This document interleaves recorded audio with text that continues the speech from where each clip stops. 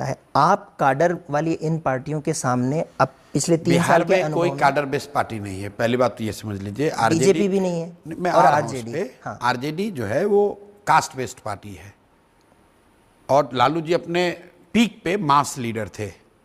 फिर वो कास्ट, लालू जी अपने शुरुआती दिनों में गरीबों के नेता थे, मास के लीडर थे। फिर वो पिछड़ों के नेता हुए, फिर वो यादवों के नेता हुए, अब वो आरजेडी के यादवों के नेता हैं।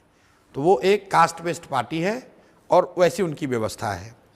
जदयू जो है वो प्योर नीतीश कुमार का है, उसमें कभी काडर रहा ही नहीं है। मैं उस दल में भी रहा हूँ।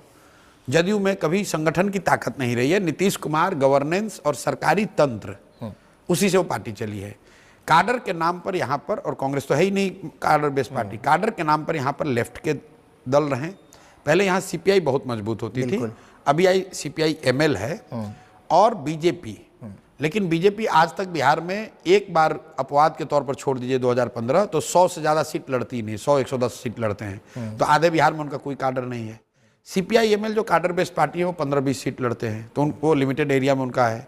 सीपीआई जिनका काडर था, सीपीआई और सीपीआई एम का, वो धीरे धीरे इलेक्टोरली इरेलीवेंट हो गए। तो वो ज़्यादातर काडर आप देखेंगे वो जदयू में आपको मिलेगा, वो लोग छोड़कर जदयू में आ गए।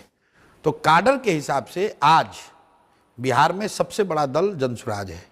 हम लोगों ने 72,000 बीएलए का नाम नंबर दिया है, लेकिन चूंकि जनसुराज अभी नई पार्टी है, ये रिकॉग्नाइज रजिस्टर्ड है लेकिन रिकॉग्नाइज नहीं है। वो तो जब आप चुनाव लड़ेंगे तब रिकॉग्नाइज होंगे, इसलिए हमारे बीएलए का लिस्ट नहीं है।